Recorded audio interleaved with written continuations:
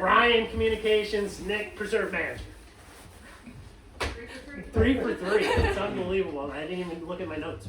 I'm Michael. I serve as the executive director of the Bull Run Mountains Conservancy. And so the Bull Run Mountains Conservancy has a wonderful partnership with the White House Farm Foundation. So if you ever do programs over at Leopold Preserve, there's a good chance you've met me, talked to me, seen me, done the program, or Matthew, our assistant director, right over here. Or you've seen Mike Dow, our vice president of the RMC, with Nick and Matthew doing all sorts of invasive removals and all sorts of work.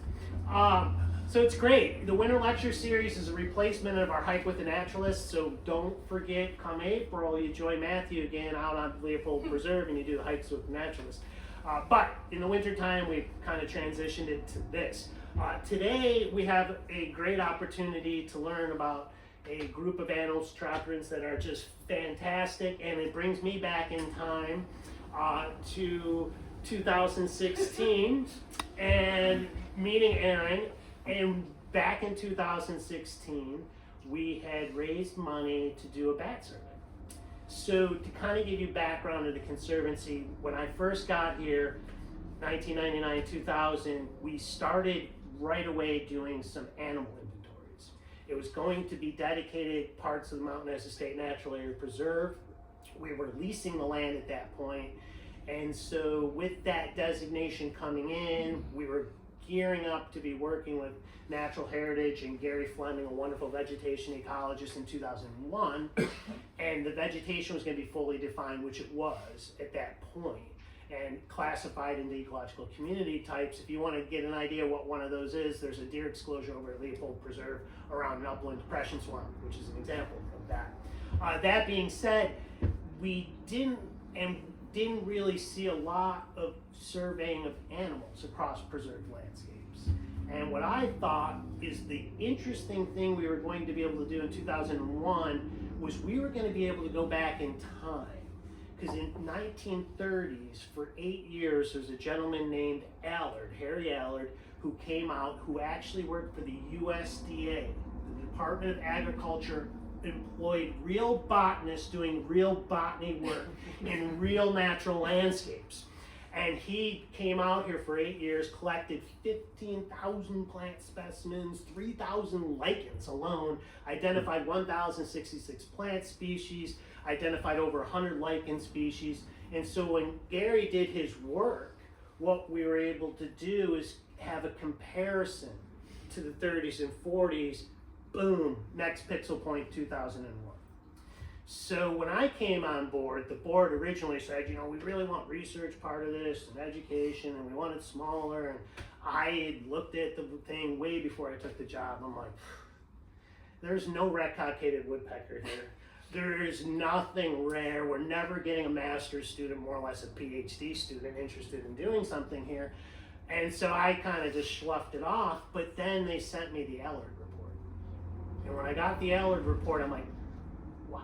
It was in Castania in 1943, if you want to look it up. And it was a whole issue of Castania, and it was like, huh, now we actually have something. Because experiential learning is not bringing out people and getting their hands dirty. It's teaching a student how to read an electric meter for the older people in here and fill out the card, and then making them go get a job, get their own checkbook, and pay the bill. And so I started thinking, well, we could start doing the animal surveys. So the aquatic macroinvertebrates off the 5 perennial streams was a natural, so we did that. We sent the specimens in 2003 from a whole year down to VCU to be identified down to genus and species, or what they could do. From there, we moved into moths. We had gypsy moth problems out here, so it seemed natural. The state did not know that they'd been spraying for gypsy moths since 1995. So by 2003, you know, it's like, well, we don't know what damage has been done. So we started what turned out to be 4 years of studying moths. The last year, Art Evans, a very famous beetle expert, coleoptera expert, joined Natural Heritage. And they said, well, how about we have Art join us and we do beetles too? We're like, great. 2008 hits, crash, state budget crash, Art gone. So I go to our board, I said, hey, Art is still in the area, but he's going to be in Southwest Virginia before we know it. He's going to where the cool beetles are. We can get him now. And we need to raise $21,000 to get his last 2 years out here to finish off this beetle survey. And I looked at the board, I said, I don't care about elephants, panda bears, no offense to Bill McShay, or anything like that, because these are the animals that bring the macro world to the micro world. And we need to get as much of a baseline of these animals as we can get. And they bought in and we did it. From there, we moved into chestnuts and Bill McShay and doing the chestnut survival study, so that kind of threw us in a different loop. Then we came back to bats, and we started the bats. So everything we've done up to this point is to have pixel points to see what climate change, what various habitat losses, invasive plants, everything else, it actually affects. You cannot have a scientific paper without baseline information and then new information so you can do the comparisons. And so we had done that. The bat was a totally different twist because we'd known about white nose syndrome. We knew the bat populations had just plummeted. To give you an example, 2000 to 2003, I would bring a bright light up. I called it bats and bugs. I'd have sheets with black lights on it. I'd have different traps to catch the insects. And then I'd take a column of light and shine it up. And it would get all the insects in a spiral and the bats would come flying through. And then I'd give people little mealworms to throw up and they'd come right down and then you'd have the little kids, well, I'll throw a stick up and see what happens. They'd throw a little stick up and the bat would just turn away because it knows it's a stick, it's not a mealworm. And by 2016, it was done by 2008 that there's just no way. The bats disappeared. You had like the red bat, it comes in a line and then comes back. You had the big brown bat, it does a little more circling. And till this day, I do bats and bugs at Leopold's Preserve, and I think this year we showed them one bat. So sad, but what we thought of the study was, well, we'll do an effective survey of what's here now, and then from that, hopefully in 40, 50 years, it's a return to like, wow, they recovered. Like that's the hope. We're trying to do a reverse, where every other study's been like, well, let's show what we all had, and now what we've done to it. And so that's kind of where we landed, and that's when we met Erin, because Chris Hobson was the zoologist from Natural Heritage that was in charge of that, and Erin was his summer intern. And we had just had this house renovated. We have a shower downstairs. We had a cot. I don't know how they figured out who got the cot, who got the floor. I was in the snake room. You were in the snake room. And so, yes, so for days on end, because the bat survey can't be done during the day, it has to be done at night. So they'd have a place to crash, clean up in the morning, and go off to do whatever they have to do. So it was great, and it's wonderful to have Erin here, and we're going to turn it over to you. I do have one last little story, because the one thing that we did find back then that was exciting was the northern long-eared bat, which was threatened. It was just put on the federal threatened species list, and we tagged it. And the hope of tagging this bat, this was going to be our miracle bat, because it was a female. And if we could have found the female and shown that the female was actually raising young, it would have given us a 5,000 square meter. It was pretty effective. A circle in which nothing could be disturbed. No cell towers, nothing. And so it was an all-out effort on my part to try to find this thing. And it was so exciting. The last day, the last chance that transmitter would actually be transmitting in the heat, I was up there below the rocks, and bing, bing, beautiful, perfect sound. And after 20 seconds, it faded. And it was like right where I wanted the bat to, thought the bat could be, wanted the bat to be, of course. And it was probably an airplane. So that was it. But we never did get to show that. But we were close. It might be 5 miles, the radius. It's a pretty large radius if you find that breeding population. So anyway, turn it over to Erin. More than you need. Awesome. Thanks for the introduction, Michael.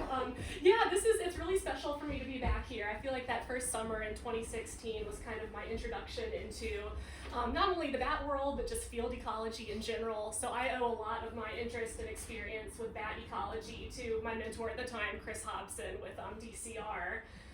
So yeah, it's been a lot of fun in the last decade since then. I'll talk a little bit about kind of my background and how I got here and some of the work that we're doing now. But yeah, it's a lot of fun to come back, kind of a full circle moment for me to come back to the preserve. So I am a biologist with the Smithsonian's Virginia Working Landscapes program. Any folks familiar with that program or with the Smithsonian Conservation Biology Institute? We are actually affiliated with the National Zoo in DC. So if you guys have ever visited that facility, we are the kind of separate research facility located in Front Royal. So a lot of our work is concerned around doing like species reproduction and survival. We have a lot of breeding programs, some really cool exotic animals on our campus where we're trying to do reintroduction programs. So there's a lot of amazing globally recognized biologists who work at this Front Royal facility. But the Virginia Working Landscapes program is really unique in that our work is centered here in our local communities. So I'm a biologist and we do a lot of field surveys, mostly in grassland habitat on privately owned working farms. So we're working with landowners throughout the region to do biodiversity monitoring and inventories of the species that are on their properties. And then we work with landowners and farmers to identify ways that they can kind of shift their management practices to support their agricultural production goals, their land management goals, while still supporting biodiversity conservation efforts. So a lot of our work involves like grassland bird surveys, grassland plant surveys, pollinator work. We've done a lot over the years, but this is the first year that we've introduced a bat project. So I'm really excited that I could bring kind of my newfound love of bat ecology into the Virginia Working Landscapes research. So today's presentation is going to give you all a broad overview of bat ecology, conservation, and then some of the work that the Smithsonian is doing with bioacoustics to monitor the populations right here in our local community. So like Michael was saying, this is actually that northern long-eared bat that we captured up here on the mountain. This is one of my favorite photos. They pose very nicely when they show their teeth like that. But just a lot of fun. I'll show some more photos of kind of mist netting and acoustics. But if you guys ever have a chance to volunteer on any of these surveys, it's a really rewarding experience to be able to see these animals up close that so many folks never get the chance to see in their lifetime. So these are pretty remarkable creatures that are very misunderstood, very persecuted. So I'm always excited when I see a group of people who are as equally excited about bats as I am. So like Michael said, I started off in 2016 as a technician with the Department of Conservation and Recreation, the Natural Heritage Program. So that introduced me to the bat world. I'd never had, I was right out of college, I went to JMU, never had done field surveys, never worked with bats before, so that was kind of my first introduction to that world, and I learned a ton. We did a lot of mist-net surveys all over Virginia in natural area preserves, and cataloged a lot of different species. I think that first summer we caught 8 different species of bats, several of which were federally listed and very threatened. So really cool to be able to see and work with these animals up close, try to do some radio telemetry, tracking them back to their roosts. So yeah, very fun introduction to that world. Afterwards, I went on to do a master's program at Frostburg State University up in Western Maryland, if anybody's been up there. And I did a lot of small mammal trapping and bat acoustic work with my master's thesis. And I was like, okay, I want to continue the bat acoustic world. So after that, I took up another technician position with the DC Department of Energy and Environment. And we did a lot of mist netting and acoustic surveys in DC parks and other green spaces. So very different kind of technician positions there. We're in a lot of very kind of like intact, nature preserves and, large acreages with this first position. And then in DC, it was really interesting surveying in very urban areas. We'd have to contend with things we didn't expect, like cyclists coming through Rock Creek Park in the middle of the night. We're like, no, there's a mist net there. Don't drive through that. So very different kind of doing bat surveys in a very urban area, but still really cool to see the diversity that you get even in some of those habitats that are so heavily impacted by people. So I want to start off the presentation today with just a super quick game of bat trivia. Hopefully you guys are up for this. It's going to be a group effort, so we're just going to shout it out. But let's get started. So bats belong to the order Chiroptera. What does Chiroptera mean in Greek? Yes, you got it. So very cool. So these bat wings are essentially modified hands, and you can kind of see that in this image. These are really elongated finger bones that stretch in this membrane, and you can see the thumb sticking out right here. So this morphology really allows them a lot of dexterity and maneuverability, which is going to come into play with their flight patterns and how they capture insects and navigate around their environment. Okay, I got a question. Sure. Is that a thumb? Yeah, this sticking out right here is the thumb, and then you've got the other finger bones stretching on the membrane. Always wondered, so I thought That's Oh, that I thumb finally sticking asked. up. No, that's great. Okay. All right, what is some bat guano sparkle?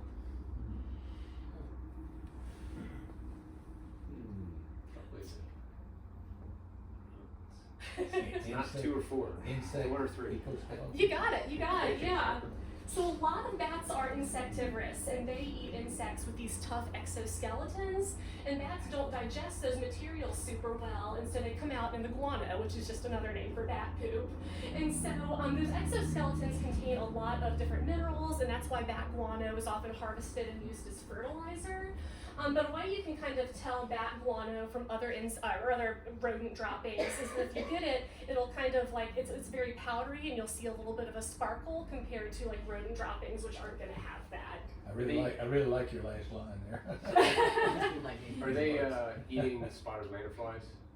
That has been documented. Yeah, there was a researcher, I think in New Jersey, who found that by doing some like DNA metabarcoding through their diet. So that's really cool to see. Nice and sweet, I guess. I know, right? What's a baby bat called? You got it. Yeah. The mammal figures. Yeah, so they're called bat pups, and a lot of these pups are actually really big relative to the body weight for these species. So bat pups can get up to 43% of the mother's weight. So that's a pretty large proportion. How many bats, or most bats have how many pups in a year? 1. 2 to 2. Yeah, it's kind of a trick question. Typically, it's going to be 1, but twins are common in a lot of species, like red bats, and some of them will even have up to 3 or 4 offspring. But typically, they're just going to have 1 offspring per year. So bat pups, they are born hairless and with their eyes closed, and then they'll move up to nurse on their mother's nipple, like other mammals that produce milk. And these bat pups, while they're still very dependent on the mothers, will actually kind of attach to their underside and then fly along with them when they're foraging. But once they're able to roost on their own, the mothers will be able to leave them in the roost and then go out and forage, and they'll often come back several times a night to feed them when they're in that very dependent state. When you say fly along with them, meaning attached to them? Actually attached to their underside. I think I might have a couple photos of it in the slides. And so a lot of mother bats in the colonies, they'll form what's called maternity roosts, and this is where the mothers will actually congregate together and raise their young together. And you might wonder in some of these really big bat colonies, how they can identify their own young, and they can actually do this through different smells that are given off by their own offspring and their own spatial memory, sometimes vocalizations.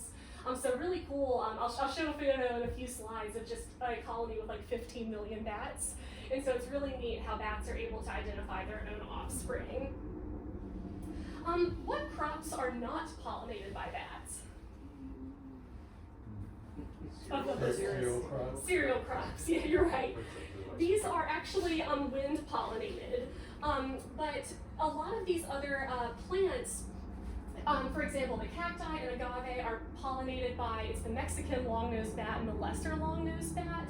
So these are cool. These are nectar-feeding bats that will actually feed on the nectar of these plants and then help with pollination and propagation of these species. So I always like to say, like, if you like margaritas with your tacos, you can thank bats who help with that pollination process. I learned recently that there's actually something called bat-friendly tequila, which I didn't know about. So with agave production, if a farmer allows that plant to get to the flowering state, that kind of gets a certification for being bat friendly, allowing it to get to that state of maturity before it's harvested. So really cool. I didn't know those products existed. There's a lot of bird-friendly products that are coming out there. You might have seen some of those on the market, but if you like tequila or margaritas, it's really cool that those products exist as well. Not the ones in the plastic bottles. Probably not. So insectivorous bats can consume up to what % of their body weight in insects each night? This is a toughie. It's high. It's one of the last two. 50 to 70. This is a tough one. I'm gonna give y'all the answers. Oh, It's no. typically 30 to 50, but pregnant or nursing mothers can actually eat up to 100% of their body weight each night. So they really need that energy because of how much they're expending. Aside from bats, how many other species of mammals are capable of flight? 0. This is a trick question. Yes, so bats belong to the class Mammalia, but what makes them unique from other mammals is they are the only mammals capable of true flight. You may think of flying squirrels sometimes, but those are actually gliding species. That's not true flight. Bats make up what % of mammalian species globally? Probably 20 or 30? You're closer. It's 25. They actually said it's about 20. So bats are actually the second largest order of mammals. So this is behind rodents or rodentia. So this is a lot of species globally. It's a huge diversity, very large order. How has that changed over 50 years? I'll actually show you in a couple slides because they're still discovering new species, so it's growing. Well, here we go. How many species of bats exist globally? This is a hard one. 16? Go a little higher. 1,503. You are very close. So it is 1,500. So the 1,500th bat species was actually discovered this past fall. I'll have a slide of that, but just it's a staggering number of species found globally, and you can just see from some of these images the sheer diversity in their morphology. So bats can be as small as a couple inches. The world's smallest bat is called a bumblebee bat, and it's only 2 inches long. One of the largest species is called a giant crowned flying fox, and they can have wingspans up to 6 feet wide. Speaking of fox, there's one of them that does look like a dog. Right here, I mean, that's very dog-like. That probably is a flying fox. Just the diversity is so cool. Mexican free-tailed bats, which are expanding their range, we're starting to see them a little bit more in Virginia. They can actually fly in bursts of speed up to 100 miles an hour. So the range of morphology and behavior patterns is just really cool with how diverse these bats are globally. How many species in our area? In North America, we have 58. In the U.S., in the eastern U.S., it's like 19, and in Virginia, 17 have been documented. In our area, not maybe half that, because we have some more in like the southeastern part of Virginia that don't quite make it over this way. It's a big state. Yeah, and we're going to see that change over time. I mean, I think we're already seeing range shifts due to climate changes, so it's going to continue to change. But yeah, with bat diversity, bat biologists tend to kind of lump bats into 2 major groups that you might have heard of. One is the Megachiroptera and the other is the Microchiroptera. So kind of generally with these 2 large groups of bats, the Megachiroptera tend to be found in Southeast Asia and Australia, and this will include like the flying foxes. A lot of them are fruit-eating bats, nectar-eating bats. They're really good seed dispersers. Morphologically, they tend to have like bigger eyes, smaller ears, a little bit more like of a dog-like face. And they get pretty big too. Those are like the flying foxes that have those pretty large wingspans. Whereas the Microchiroptera are what we have here. A lot of those are insectivorous bats. They tend to have much smaller eyes and then larger ears. And a lot of these bats are echolocators, insectivorous. They kind of have these like pug-like little faces. But those are kind of just the 2 broad guilds that biologists use to break down bats. I want to talk briefly about a few bat myths. I think this is important because I think we know there's a lot of misinformation, a lot of unnecessary fear that is often spread about bats. A lot of folks actually think that bats are really just flying mice, which is not true. Like we talked about before, they're in two completely different orders.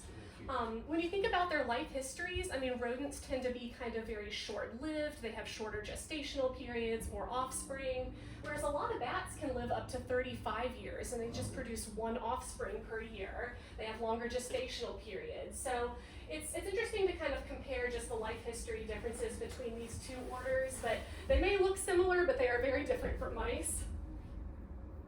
A lot of people think bats are blind. That's not true. Bats can actually see very well, but a lot of bats don't need to necessarily rely on that to navigate around their environment, and they do that through a process called echolocation, which I'm going to talk about in a lot more detail. But bats are not blind, they can see pretty well. Another myth is that all bats have rabies. In actuality, less than 1% of bats in nature have rabies. And when you compare this to other mammals like foxes, skunks, raccoons, we see a lot higher rabies incidences in those species. However, I will say if you do encounter bats that are acting funny, behaving erratically, those do tend to have higher incidences of rabies. So it is really important if you ever do encounter a bat, you never want to handle it with bare hands. With the health department, they consider any skin-to-skin contact exposure for potential rabies exposure with these animals. So it's advised to always wear gloves if you ever have to handle a bat, but often calling a local rehabber or the Blue Ridge Wildlife Center or the experts who can provide specific advice is the best route to go if you see a bat that might have trouble. So I'll talk about that a bit more towards the end.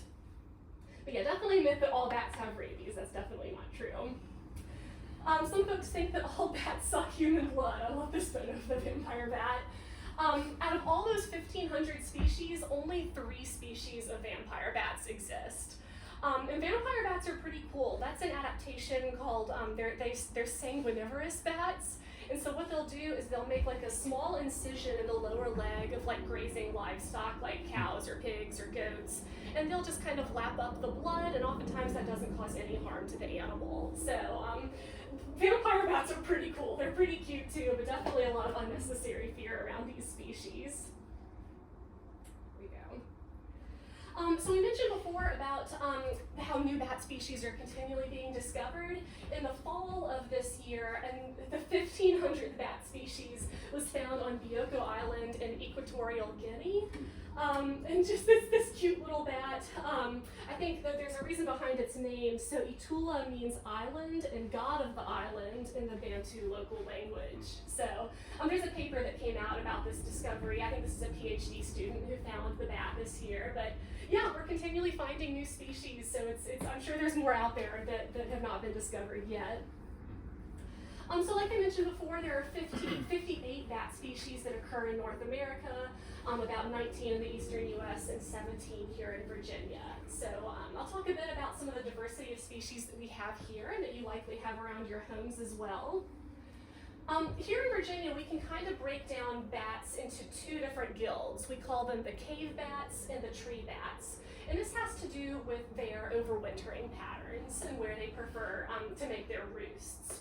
So during the summer, I mentioned that bats will form maternity colonies, and this is often when females will raise their young together and males go off and roost solitarily by themselves. And a lot of those roosting habitats will be different than what bats do during the winter period. So during the summer, we'll see bats roosting like in tree cavities, under sloughing bark, and houses, and rock fissures. I mean, they'll roost in a variety of habitats. But then in the fall, they do kind of a different strategy, and there's kind of a split in what bats in Virginia will do. We have several species that are considered tree bats. And so these bats will actually migrate south along similar migratory pathways as a lot of our birds, and they will roost in tree foliage. So I don't know if anyone's ever seen a red bat hanging from a clump of tree leaves. They actually will like dangle by 1 foot, so they kind of look like a leaf swaying in the wind. I've never seen one, but that's my goal. Is one day I just want to walk in the woods and see a red bat just hanging there. I saw one in a tree in front yard. Really, that's pretty cool. Is there a specific height they tend to be at? Or? That's a good question. I've seen them lower in photos, so I think it can vary. Where was the one you They were only about 10 feet off the ground in the tree in my house. Yeah. Very easily identifiable. Right, and they'll do this during the winter, and so what's interesting about a lot of tree bats is they will have a furred tail membrane. You can kind of see that in the image wrapping around, and that's to help protect it. It's going to be warmer in those harsher temperatures.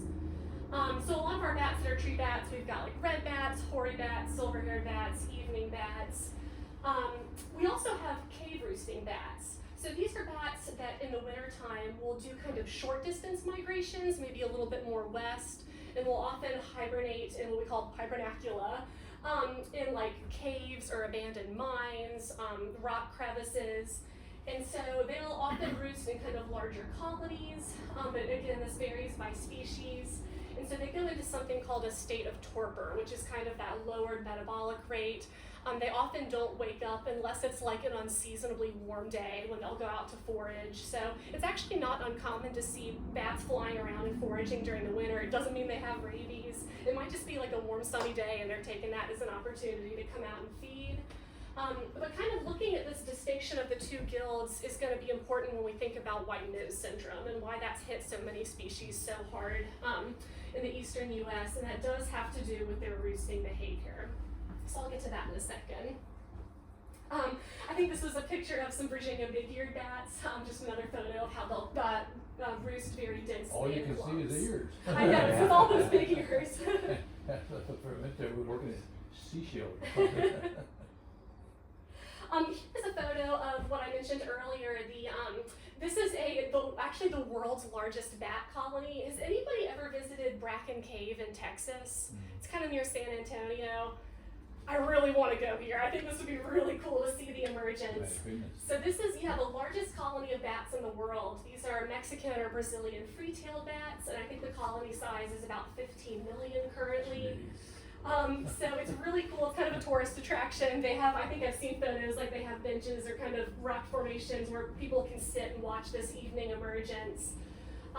But yeah, just really cool. And so they'll migrate further south in the winter, and then when they come back, the female bats will have pups in this cave, and that's going to double the population size. So this species is much more abundant in like the southern states. We are starting to see them occur incidentally here in Virginia, which I'll talk a bit about because I think we picked up some on our detectors this year. Austin, Texas has something similar.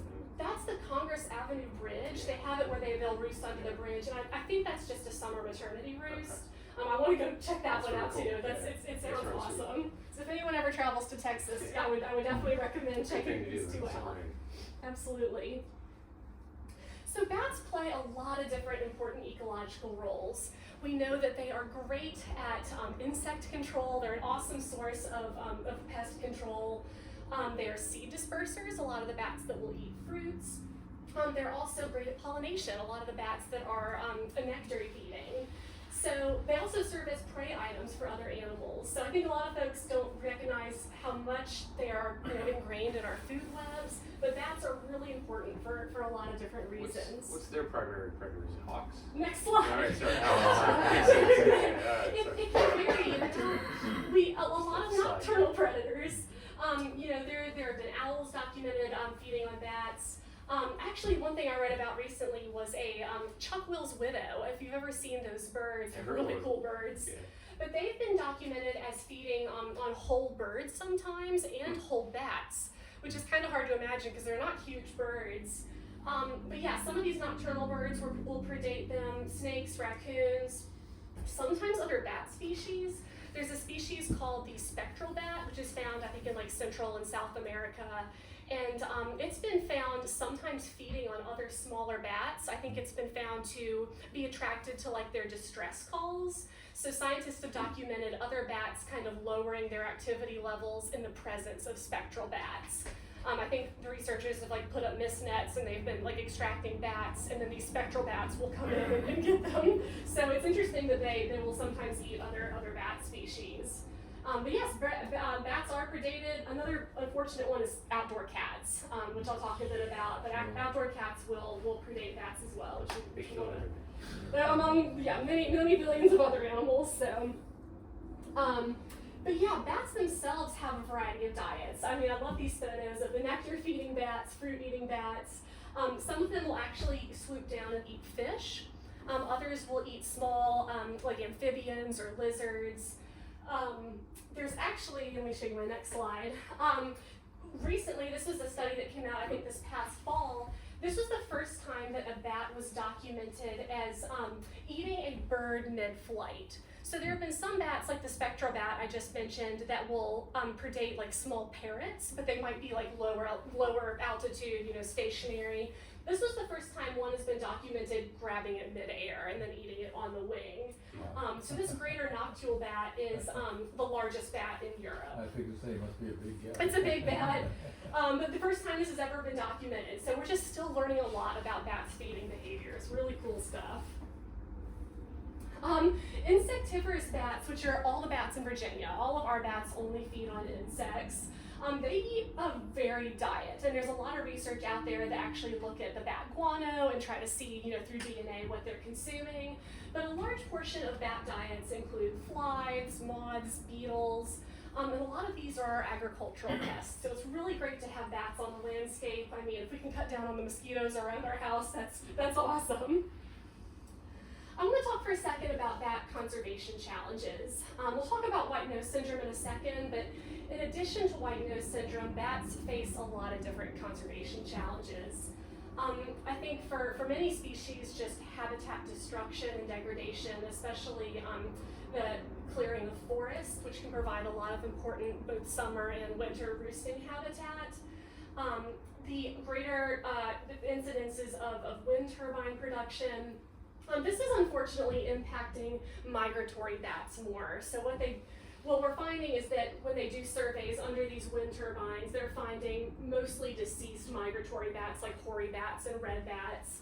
And so there's a lot of research going into that now about ways to kind of alter the technology to make them a little bit more friendly to migrating bats, like slowing the speed that the blades actually start moving. What's drawing them to the windmills, or are they just passing through? I've heard that they think that it's like a tree. I think it's misunderstanding what type of habitat feature. So this is kind of new research, but I think a lot of money is going into identifying ways to help mitigate this. But yeah, it's unfortunately impacting the guild of bats that's not so heavily impacted by white nose. So bats across the board are facing challenges. But I think just in general pesticide application, which is impacting their food sources, and just general kind of cave disturbance and persecution is still happening globally, where bats are just being killed or impacted. So they're facing a lot, and I know this is kind of doom and gloom. I'm going to get past it, but I do want to talk about white nose syndrome. So white nose syndrome was introduced to the U.S. in New York in 2006, and since then it has spread to 35 states and What do you mean introduced? It was brought over. So this is a fungus. It's called Pseudogymnoastis destructans is its scientific name. It was brought over, we believe, from Europe. That's not confirmed, but I think scientists have identified that in caves in Europe, possibly Asia. I don't know how it was brought over. It's possible. That's what I was wondering about. Yeah, it was likely human activity that brought that spread. Was there documented white nose activity in Europe and Asia, or no? Before?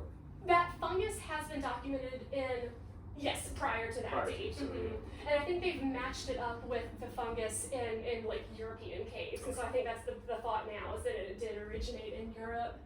But it's really spread. It hit the eastern US first, and then since then it's been spreading west, and it's been in 7 Canadian provinces as well. Is it unique only to bats?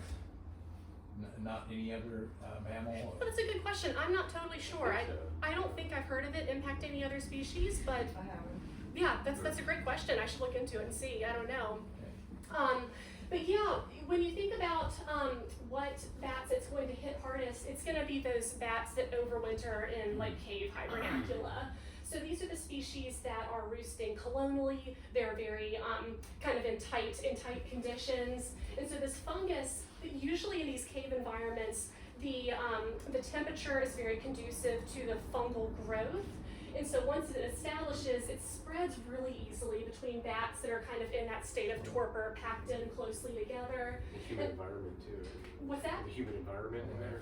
Yeah, it's kind of a stable temperature. It's not that cold. Yeah, because it's interesting. Some bats that prefer to roost in like really cold portions of caves aren't as susceptible to getting it. So it's a little bit more of a stable, humid temperature. And what we see is this kind of characteristic growth on their muzzle, on their wing membranes. It can cause like there to be holes in the wing membranes too. And what this is doing is bats are supposed to be in that lowered metabolic state during this period. They're supposed to be in torpor, but this fungus is irritating them and it's causing them to wake up, go out, try to forage, and then the conditions are cold and harsh, and then they're essentially just becoming emaciated and then dying. So that's how the fungus is killing so many bats during the winter months. And it's impacted, I think, 12 species in the US. So not so much the tree roosting bats, but really it's these cave roosting bats where the fungus is spreading. There is some research that some bats are a little bit more resistant to the fungus, like big brown bats, which is one of Virginia's most common bat species. They have shown some resistance to this. Like I mentioned, the other bat, I think it's maybe the small-footed bat, or maybe it's the tricolored, one of those two that roosts in kind of those colder portions of caves might be a little more resistant. But there's a ton of research and money going into this field to see what we can do to kind of combat this. But I think some of the biggest things that folks can do are to respect cave closures when there are signs or bars up to prevent people from spreading the fungus, on their clothing or gear between different cave systems. But also there's a lot we can do with just habitat protection. I mean, there's a lot we can do to protect bats in their summer roosting sites and protect what they're foraging on. So I'll talk about that a bit more. It's not totally hopeless, there's a lot we can do, but this is a staggering loss of bats in the last really decade. It's kind of been the biggest mammalian drop-off that we've seen in recent history. So very sad, but there's a lot of research going into this to try to combat this. So I do want to share some photos of what different techniques we use to study bat populations. These are a couple photos from some of the MissNet surveys that I've been a part of. We actually have made a couple of these public. This was when I worked for the DC government, where we could invite folks on a nighttime bat walk and they can join us and use some handheld detectors and see kind of what MissNet extraction looks like up close. Do you become vampiric, or are you only out there for 4 or 5 hours, or are you sleeping during the day? We try. with Chris Hobson, when I worked with him here, we would do the nighttime bat survey all night, and then he'd get up, we'd get coffee, and then we'd go birding the whole day. Oh, no. So I don't know, I think we slept for like 3 hours. It was very intense, but we saw some really cool animals that way. But yeah, you don't get a ton of sleep. I mean, with bat activity, there are kind of peaks during the night when they will be more active. You tend to see a lot, kind of a burst of activity like early after sunset, early in the evening. Some bats come out a little bit later, but there's often kind of a peak like sunset and then again before sunrise. With a lot of our surveys, we would stick it out till maybe 1, 2, 3 a.m. and then when it really starts to die off, we call it a night and try to get some sleep. Is that like 100% confirmed? You're talking about crepuscular type activity, right? But is that just because you can see them? Or is that actually it's nocturnal activity. But yeah, as far as like a lot of studies have documented how their activity fluctuates throughout the night. So it really has to do with, I think, insect availability and temperatures and other conditions. A lot of bats will not like fly and forage on nights that are really windy or really cold. So we would always get a lot more bats on like warm, humid nights. This is something called a herp trap. I've only been a part of one survey where we used these, and this is often used at cave entrances where they're doing kind of like a big emergences, and it's a little bit hard to see, but what this setup is this kind of this rectangular frame, and there are vertical strings that go down into this canvas bag that are a little bit offset from each other. So when a bat flies into that coming out of kind of like an entrance or an opening, it's going to hit those rings and then fall down into the canvas bag, and we can take the bat out of there and then work it up. I think we used one of these when we did a bat survey where they were only coming out of like a single barn entrance, so herp trap is more appropriate for that. But otherwise, what a lot of biologists use are called mist nets. Has anyone ever done a mist net survey before? With birds? Yeah. So the type of net is actually really similar to what you would use for like small songbirds. So these mist nets are really fine material. They can actually be really hard to see when you stretch them out. But they are made of like nylon or polyester, and so you kind of set them up where they have these kind of like bags that when a bat will fly into it, it kind of drops into that little pouch. They do get tangled in the netting, but the goal is to get to that net as soon as you can to extract it before it really tangles itself up. So this is a similar technique for what avian biologists will use to do bird surveys. But the reason we would use mist nets is because there is a physical need to capture a bat, take measurements. Maybe you want to put a transmitter on it and do radio telemetry. So this is, a need to physically capture a bat. So these are just some fun photos. That's the first time I ever held a bat. It was a very, very exciting moment. This was an eastern red bat down in southeastern Virginia. And you can see that I'm wearing 2 layers of gloves. So we wear like a thick leather, kind of like almost like a batting glove, and they'll have like protective tips on the fingertips, because bats do bite pretty hard and their teeth are very sharp. But outside of that, we'll also wear latex gloves, and that's changed in between every bat we handle, and that's to help reduce any potential spread of white nose syndrome. Here are some more images. I believe that we're taken here on the mountain. We've got both of these are the northern long-eared bat, and I think this is a big brown that's chomping on my finger. So fun images there. A lot of times with mist netting, you'll get bycatch. This happens. Often you would not open up a net until sunset because a lot of birds are still going to be active up until that time. So kind of that cutoff period, you can see it's still a little bit light in this photo. We had a net strung up across a creek, and we got a kingfisher in that net. I think I've gotten like cardinals before. One mentor I had worked with had actually gotten like a deer and a great blue heron, which sounds awful to have to deal with in this net. One of the first bat surveys I did in southeastern Virginia, we got a whippoorwill in the net, which was pretty cool. I've never seen a whippoorwill up close before. They're beautiful little birds. A lot of beetles and moths get stuck in these all the time. So bycatch happens, and we just try to extract it and release as soon as we can. Some of the biological measurements that we'll take, we'll look at the age, the sex, the reproductive condition. We'll take a measurement of the right forearm length.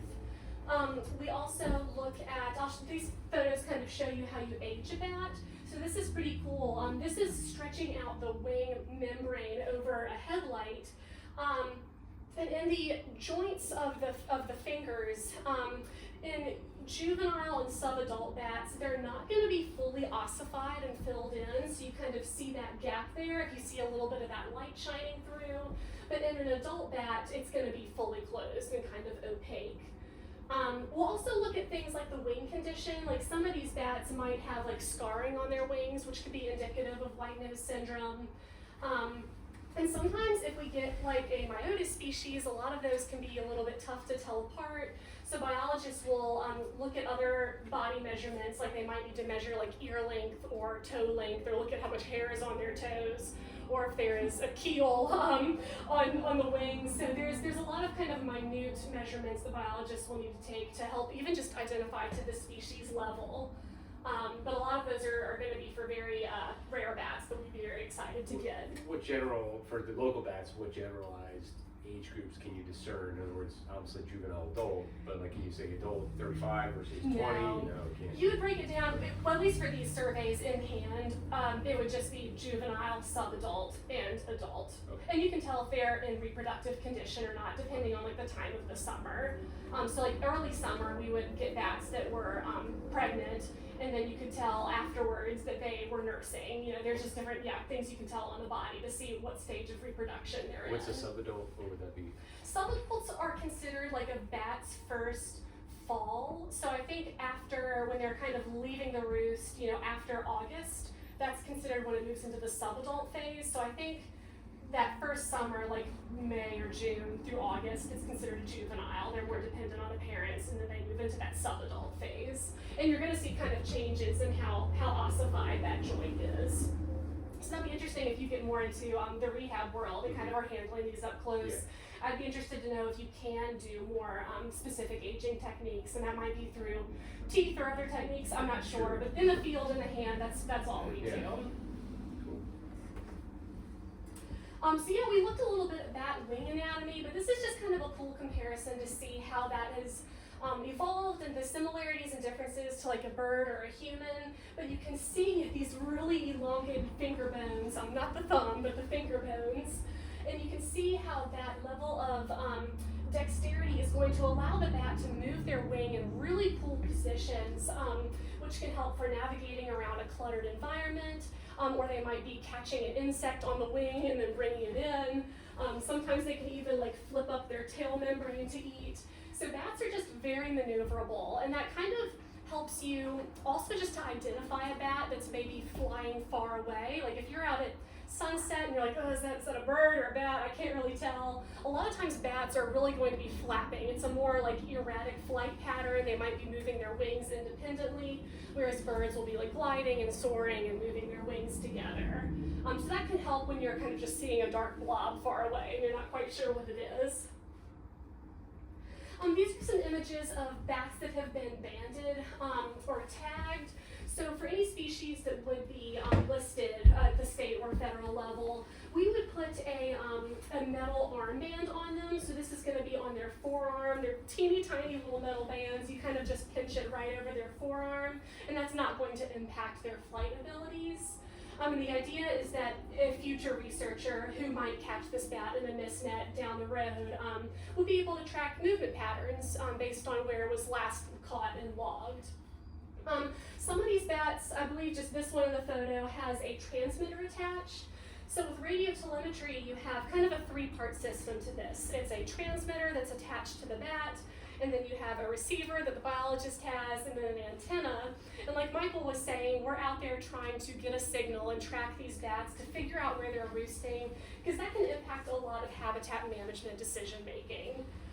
So we've been successful in a few cases throughout the couple of positions I held. This was a bat that we did successfully track back to its roost. I'll show you a photo in a second, but this is where we tracked it back to, this big base of the trunk with the opening. This is in southeastern Virginia. And this is a Rafinesque's big-eared bat.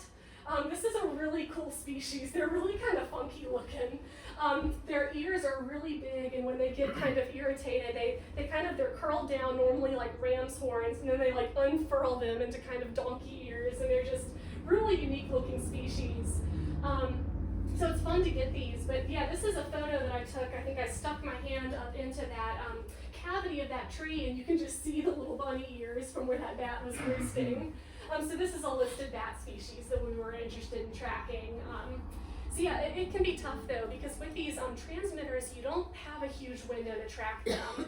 They either fall off or the battery dies, and you just don't have more than like a couple weeks to try to find their roost location. And it can be really tough sometimes to get a signal and figure that out.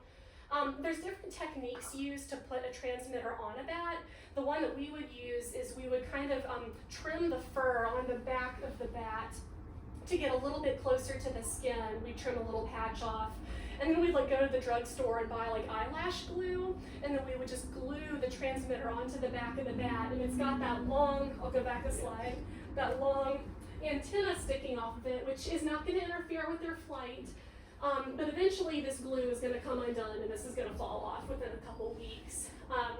So yeah, if you've ever had experience with other types of animal telemetry, there's different types of systems for this. Some of them are really advanced and more permanent. So just a cool world if you guys are interested in radio telemetry. The technology is changing a lot. There's a lot we can learn about animal movement patterns through this research method. How many feet generally do you get within for reliability? Oh, that's 10, a good 20, question. 30? Yeah, because as you get closer, it can be really hard to kind of pinpoint that. But when you've got a receiver, you can kind of hear the beeping as you're turning. It gets louder when you're pointed in the right direction. But when you get really close, it can be a little bit tough to really pinpoint. So then you just use your eyes to look for an obvious. Yeah, a lot of interesting times, sight. yeah, you can just at least get it to the right tree, hopefully. Yeah. So we've talked a bit about handling bats and survey methods physically, but I want to talk about bioacoustics too, because this is a really cool world that is used to passively survey for animals that make different vocalizations. So an example is with bats, but also birds, frogs. I mean, there's lots of different methods for bioacoustics out there, and software programs that can help you with identification. So this is just a really cool passive method where you don't need to have a permit. You don't need to have all the equipment set up. You can put a detector out there and we can see what bats are using the habitat. And then oftentimes we can identify them down to the species level through this software technology. So I want to talk a bit about this because I've been getting very into this world in the last year. So we talked a bit about bat echolocation. Not all bats echolocate, only about 70% of bats globally will echolocate. And this is often the insect-eating bats that are needing to, navigate their nighttime environment and then hone in on very small insect prey that might be moving very quickly and erratically.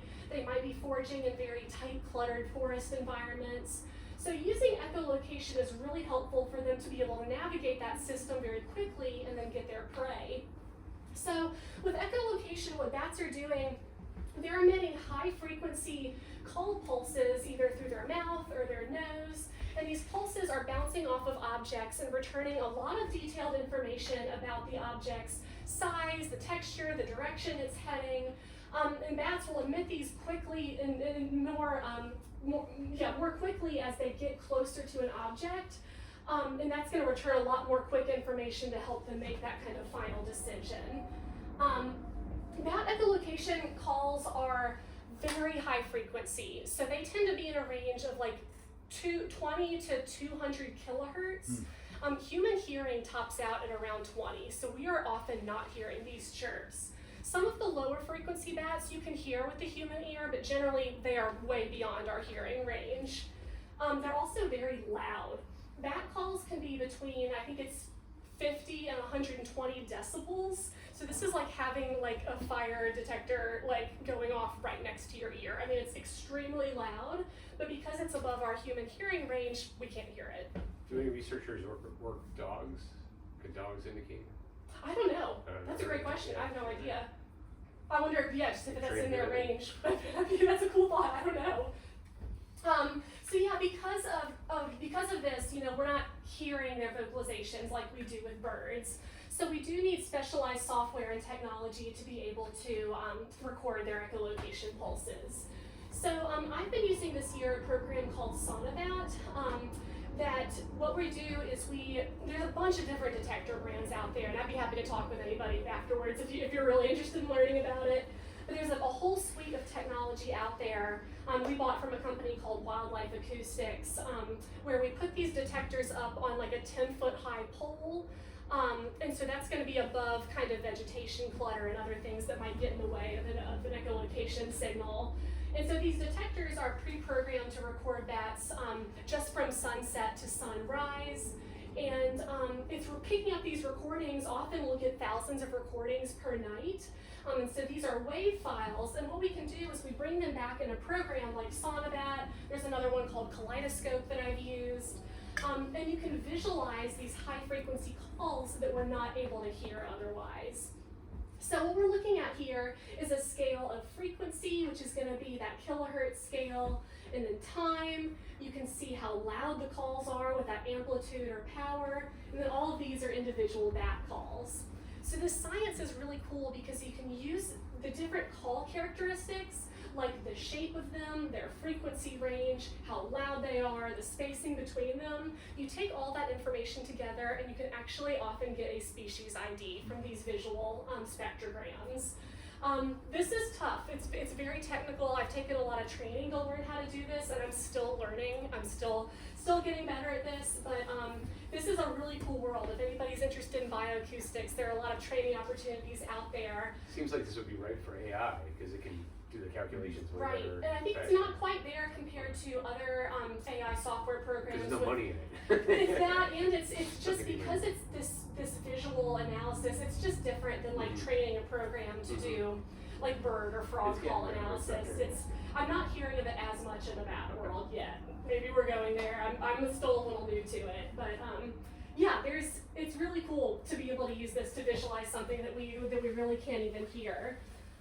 So I want to talk for just a little bit longer about some of the research that we started here at the Smithsonian this year. Sorry, just a follow-up question. Yeah. So there's nothing automated about it. You literally have to go I up. should explain that. Okay. It is automated, so Okay. because we're dealing with a high volume of Yeah. bat calls, Yeah. it's like, I think I had this year like 200,000 files to Sure. deal with. Yeah. So the program does automatically go through all of them. It tries to offer an auto classification, Okay. but with bat ecology, it really requires manual vetting afterwards. Wow. Like the program is often very accurate. You can kind of change the settings of how conservative you want it to be, Mhm. but it really does require a biologist to come in afterwards and manually vet at least the presence of each species. And can you talk about species, can you, individual bats, can you tell how many have passed one of those or not? No, because it's really more about activity levels.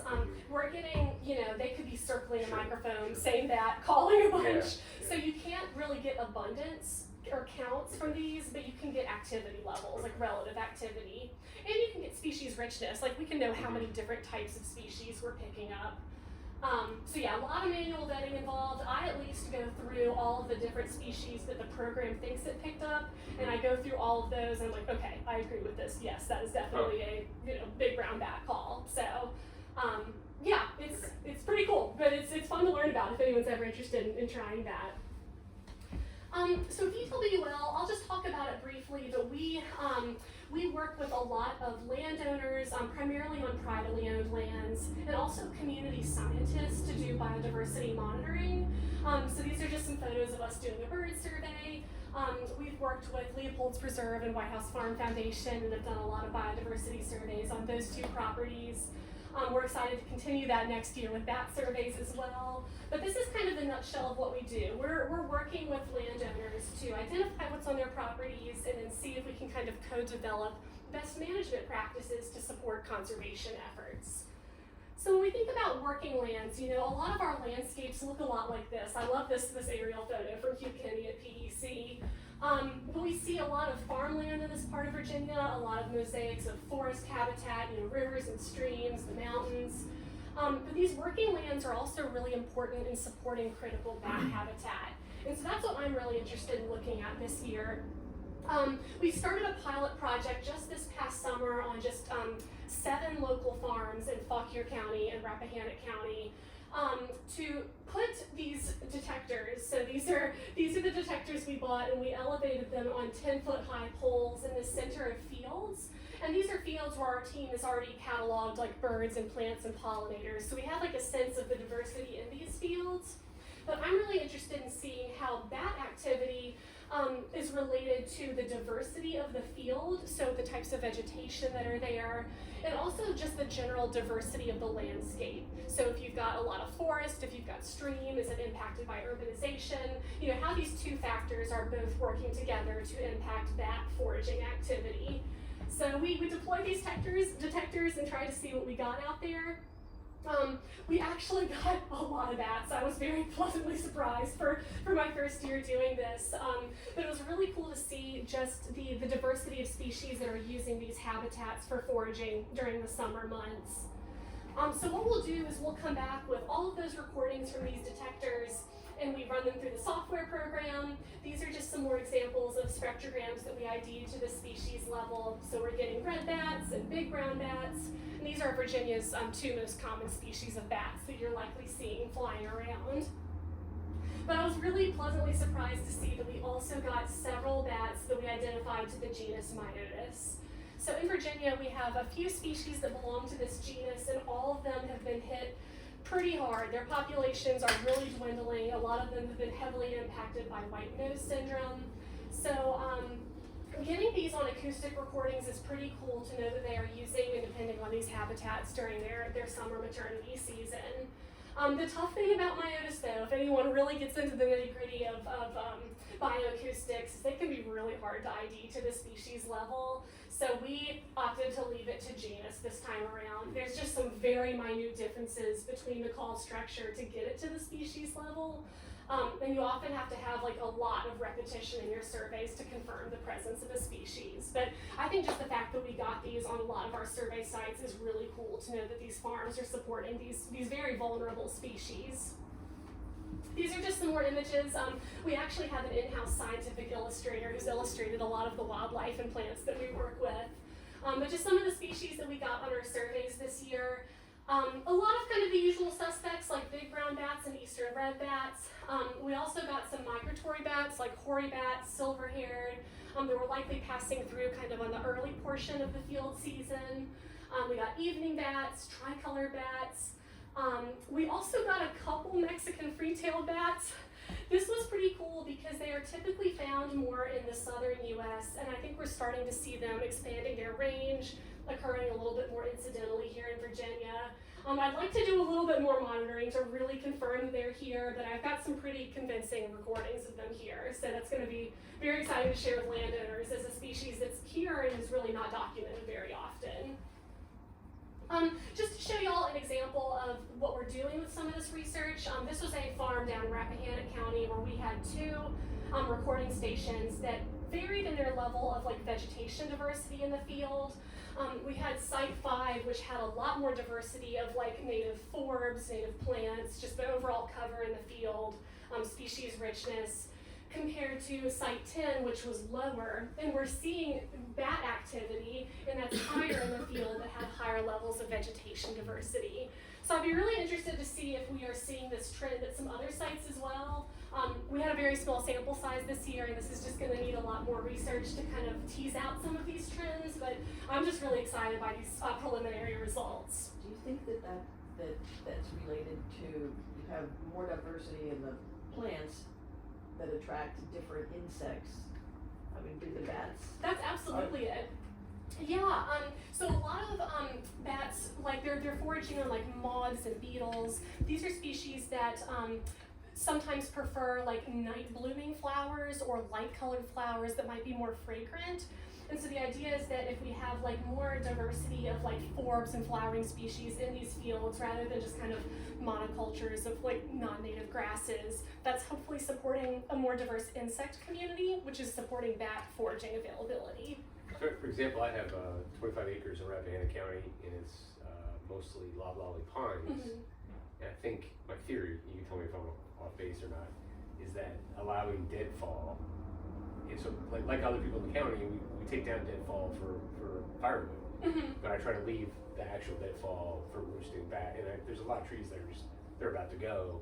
Right. And I don't know if they roost in those because they might sense they're about to go, but there's a certain sweet spot where it's kind of dead, hollowed out tree, and that seems like it's perfect for roosting.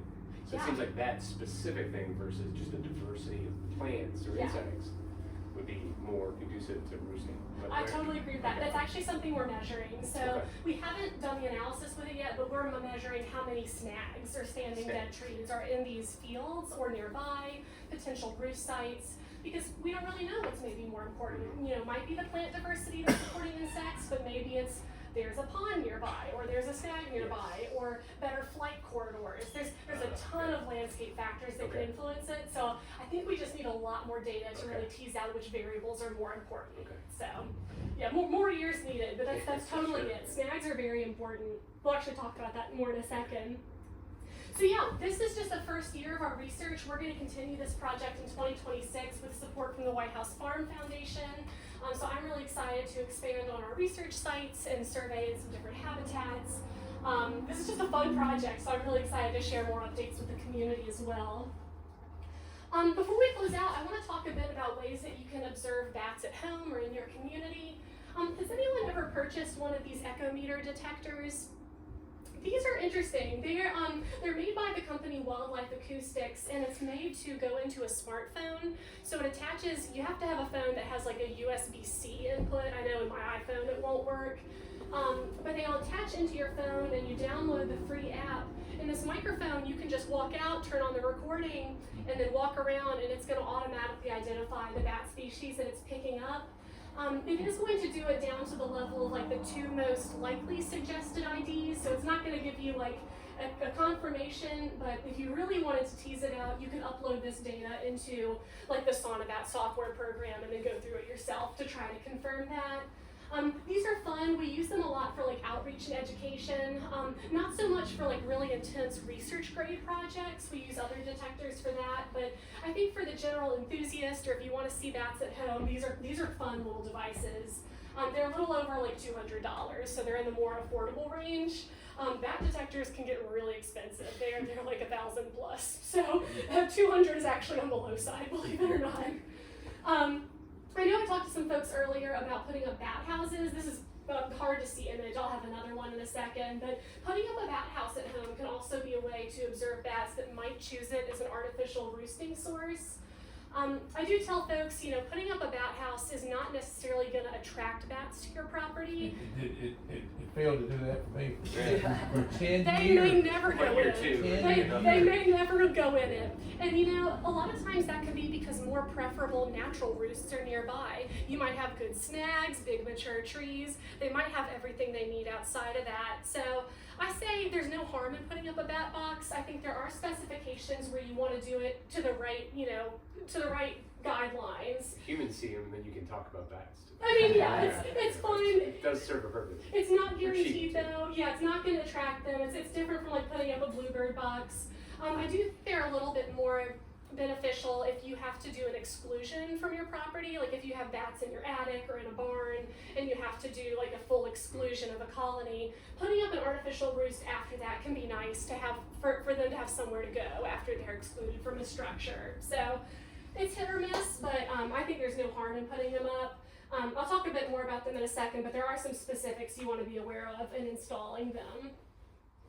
A lot of times people will find bats that seem to need help, whether they are grounded or appear injured, or maybe they get in your house. And there's different things you can do depending on the situation. I really advise people to not try to handle it yourselves, especially just because of the potential for rabies exposure. Even if a bat does not physically bite you, it's really just that skin-to-skin contact is considered an exposure risk. So limiting that is really important. If you do find a bat that's in like a bedroom with somebody who's sleeping, or like a child, or somebody who's incapacitated, that is considered a potential exposure risk. That is a case when you would want to call the health department to get advice.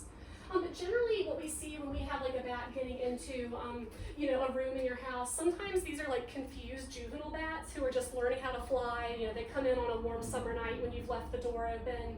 And the best thing you can do there is to just kind of turn off all the lights, leave the windows and doors open, give it a quiet space, and hopefully it'll go out on its own. But if you do need help, we recommend contacting a wildlife rehabber or our local Blue Ridge Wildlife Center. There's also, through the Department of Wildlife Resources, the State Department, they have a wildlife conflict helpline, which is really good for any wildlife questions. That's going to be staffed all the time to help answer that. There are also great, I know in Fairfax County, if anybody lives in Fairfax, the Animal Protection Services will come and help with bat removals if there's a situation. So we have a lot of great resources in our area. So I would recommend just making a phone call to get assistance if you ever run into that. But a lot of times this time of year, if it's cold, if a bat, is grounded, something's wrong. It's going to need some help, and that's worth a call to a rehabber. And it will likely be taken in by a rehabber and then held throughout the winter months before it's hopefully released into the wild. I presume bats are, and I can ask at the Blue Ridge Wildlife Center, but they're subject to the same laws that are really horribly outdated, where you can't cross state lines because they don't know state lines. That's true. So Blue Ridge Wildlife, where I volunteer, is a couple miles from West Virginia, and we have to euthanize if someone brings in a snake or anything from West Virginia.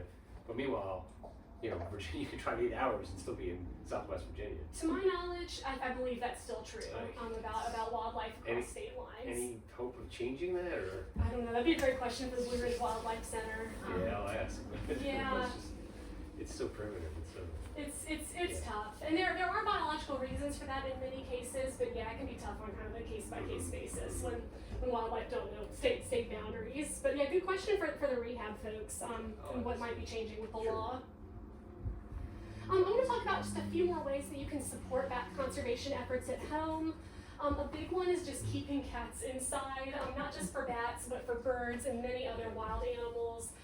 Cats are documented to predate, billions of birds each year. It's very sad, and so I think a big easy thing we can do is just keep them inside, or if they do go outside, you can build like a catio, an outdoor space. You can try to leash walk it.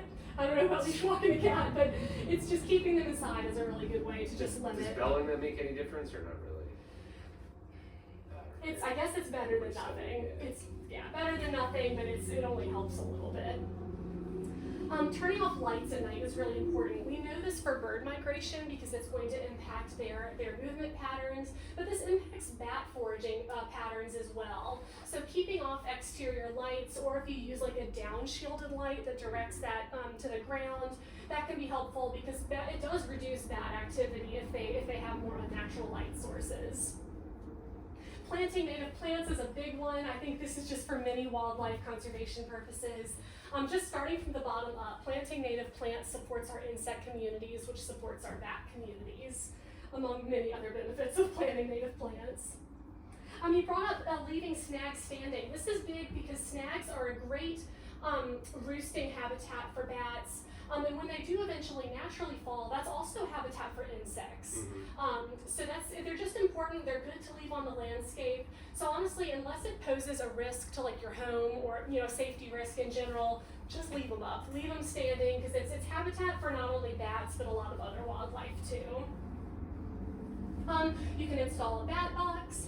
There are a lot of guidelines for this that have to do with the temperature regulation in the box. Bat boxes can come with different numbers of chambers. You can have like a single chamber, a double, triple chamber that house different colony sizes. And depending on where you live, the color that you paint the box is important. So in like colder, more northern climates, you would paint the box a darker color like black. But in like the southwestern US, I know a lot of those boxes are lighter colors, and that has to do with how much sunlight they absorb. You also want to mount them pretty high up, like at least 10 feet on a pole. Higher is better because they need kind of that room to swoop down into that. They don't recommend mounting them on trees because that just makes them more susceptible to predation from like owls and other animals that could get onto a tree more easily. I think they also say to face them southeast or southwest for better sun exposure. But trees without low-lying branches are okay, I think, because it doesn't give somewhere for the predators to launch from. But I don't know. I think a pole is considered the best. I think a tree without for leaves, snakes without too. it's a pole basically, but Right. it's a thicker pole. And maybe like with a baffle on like a skinnier pole would Okay. help.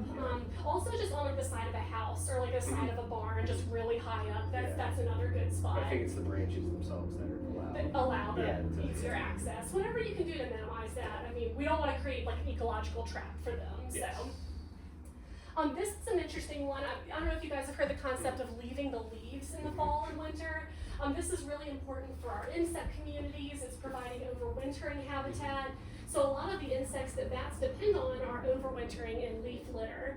But there's been a lot of research also about bats themselves hibernating in leaf litter, which is really cool. You can Google eastern red bats, and they've actually been found to be just like curled up in their little fuzzy tail membrane underneath like a layer of snow and leaves, and that's actually providing them with insulation and moisture during the winter. So it's just important roosting habitat for these like foliage roosting bats that may drop down from a tree and then roost in the leaf litter. So for many reasons, leave the leaves, or at least choose like an area of your yard to kind of designate as a more wild space for them. So pure hypothetical here. What if you were maintaining a trail and you were raking and you unraked one of those? Just leave it be. If you know you didn't create any trauma. If you don't think you created trauma, it'll just find leave it it'll be. find Mhm. okay. Mhm. If there's an obvious injury, I Not would saying call that a happens. rehabber. Yeah, but you never know. I mean, I personally never seen this, It but happened to it's me, so interesting yeah. that they'll do this. Okay. Also, just reducing pesticide use around your home. I mean, we need the insects for many reasons. So just cut out the pesticide use, reduce chemicals in the environment. And protecting water quality is big. So we talked about macroinvertebrates briefly earlier. A lot of our waterways are supporting insect communities that bats will depend on. So doing things to reduce chemical runoff, whether that's planting like a riparian buffer, fencing cattle out of streams. There's a lot we need to do to protect our waterways that are just affecting so many things up the food chain. So we have a lot of great resources locally here in Virginia. Bat Conservation International is an awesome website that just has a ton of information about bats on a global scale, and also about like bat box installation and other things you can do at home. We have Bat Conservation and Rescue in Virginia is an awesome rehab center. They have a couple locations and folks who work with them. So that's a great resource to call if you have a bat that's in need of help. Blue Ridge Wildlife Center is local. We have our state departments, Wildlife Center Virginia down in Waynesboro. So a lot of great resources here if you want to learn more about bats or do anything to help protect bats. And I think that is all I have for you all today. So thank you so much for letting me talk to you about bats for the last hour. You guys have any more questions for her? You talked about bat species moving north. Is there a rationale or an understanding as to why they're doing that? I think there's a lot of research going into that, but I think it's related to climate changes. So we're seeing more northward expansion of some of those southern populations just because of the changing conditions. So it'd be interesting to see with like the Mexican free-tailed bats if we start to see higher incidences in Virginia and more northern states when they're traditionally a southern species. Yeah, it's really an interesting trend with many wildlife populations, these kind of range shifts. Do bats have a preference for certain types of insects, particularly, bats around here? Or maybe more pointedly, is there any evidence that they like spider lanternflies? Yeah, no, someone asked that earlier, and that was recently documented. I believe last year it was a PhD student in New Jersey who documented that through like a fecal analysis that they had spotted lanternfly DNA in there. So that's really cool if they're feeding on them. I mean, it's amazing. But yeah, it's gonna vary a bit by species, and so there has been a lot of research done on like diet analysis, but generally I think the biggest kind of proportions of their diets are like flies, beetles, moths, but they'll eat a variety of insects. So yeah, you'd love to see if in future studies we see more spotted lanternflies turning up in their diets. I think a key to that would be, what insects are available at the time that they're foraging. Exactly, just the seasonality to that, and that ties into so many things about like the way we're managing our properties, the way we're managing our fields, our forests. It's all connected, so it's an interesting thing to think about. Yeah, there are certain species that are going to be out at night more so than the daytime. Absolutely, yeah. So like the moths rather than like more butterflies, which would be during the day. So yeah, it depends on the timing of their own activity patterns.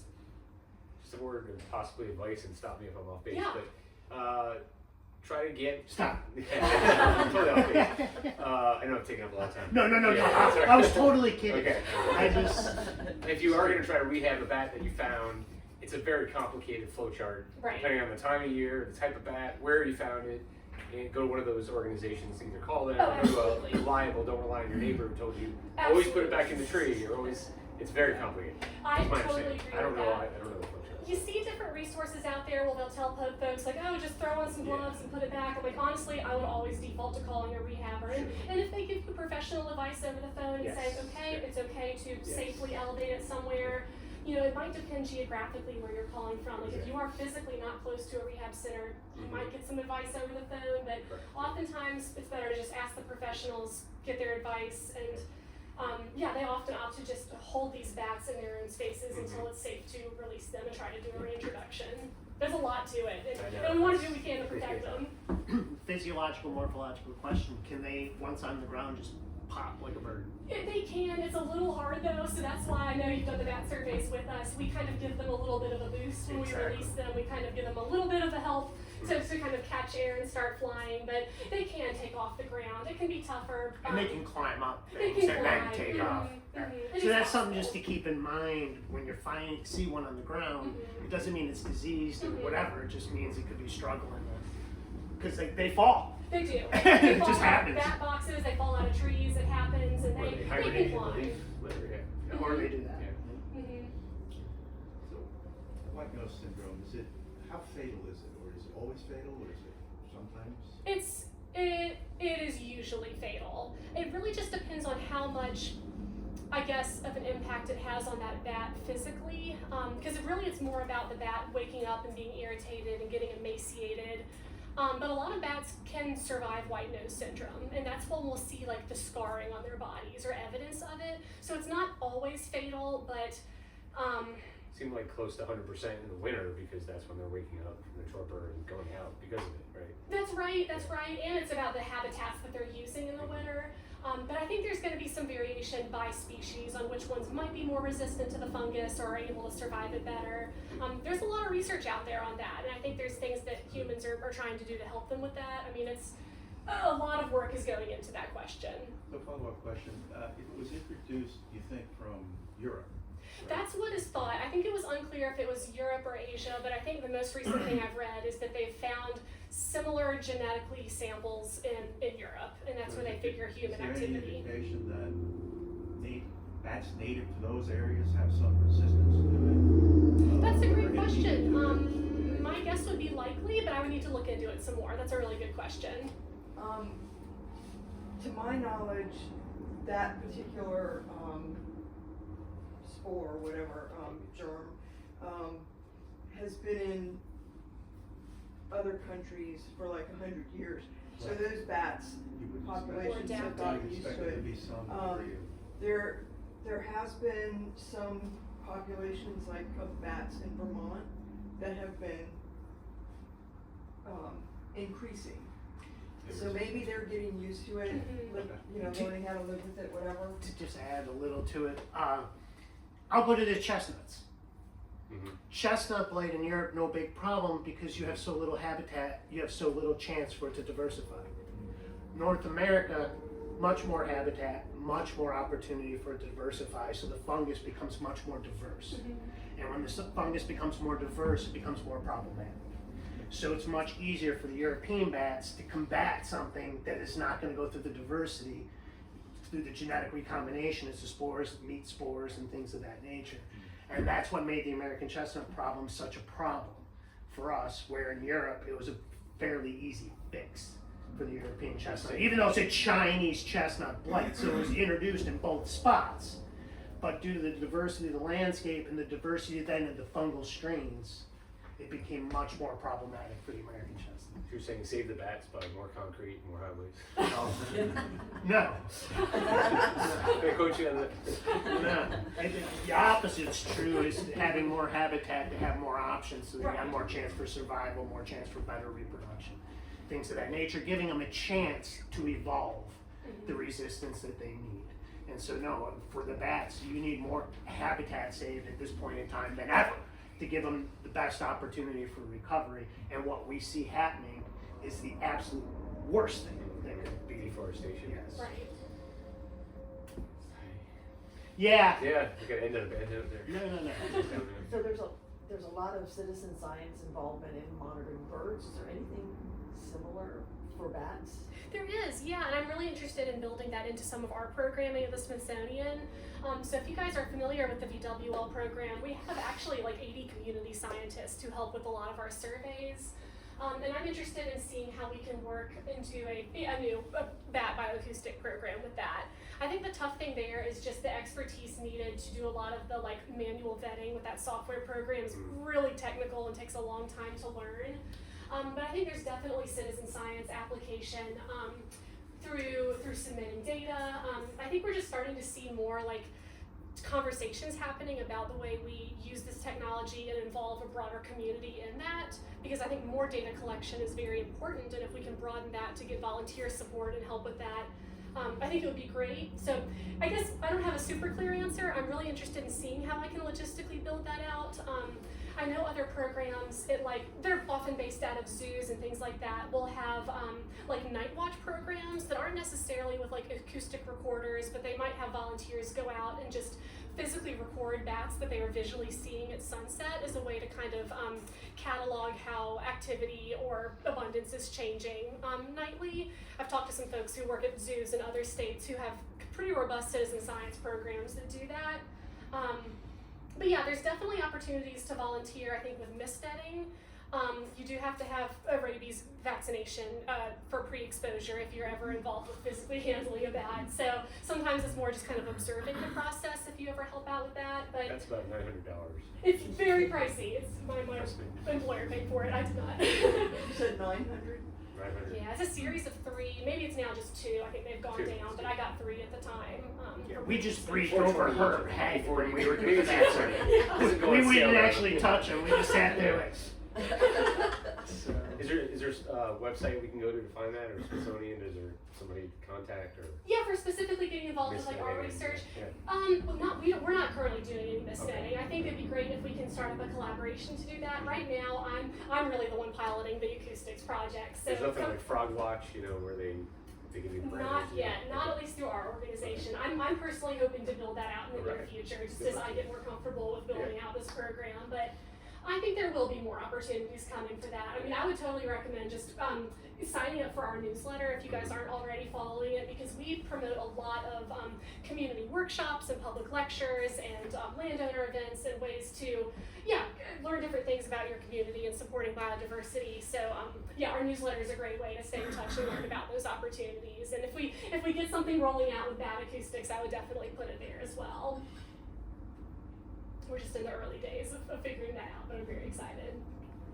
Another idea might be reaching out to try to find the people. Like I think I might have an idea who the people in Rappahannock County are, because they're pretty well known. They Right. have large tracts of land, but contact them directly, and maybe they need help. Oh, sure, yeah. Do whatever. Yeah, a lot of folks who we work with through our network have conservation managers and folks who are doing other types of biodiversity monitoring, and they take volunteer support as well. So, if you have questions about that, we're very well connected in our local community. There's a lot of great groups, a lot of nonprofits who are doing this work. So we can point you in the right direction depending on what area of interest you're interested in supporting.